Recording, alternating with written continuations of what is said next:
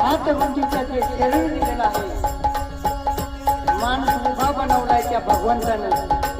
मग भक्ती फक्त मनुष्य जन्मामध्येच कळती, पशु पक्ष्यांना त्याचा गंध नाही. कोणताही प्राणी जर पाहिला तर आडवा आहे, फक्त मनुष्य देहच उभा आहे. मग मनुष्य देह उभा असताना तो आडवी कामात का करतो? त्याची बुद्धी सरळ का चालत नाही? त्याला कारण काय नेमकं? त्याच्यासाठी सद्गुरूची प्राप्ती करून घ्यावा लागते, अनुग्रह घ्यावा लागतो. मग त्याला आत्मज्ञानाची प्रसिद्धी झाल्याशिवाय राहणार नाही. म्हणून सावता महाराजांना जसा त्यांच्या मनामध्ये पानामध्ये पांडुरंग परमात्मा दिसत होता, तसा आपल्याला प्रत्येकाच्या हृदयामध्ये त्याचं रूप दिसलं पाहिजे. भक्ती अशा पद्धतीने असावी. म्हणून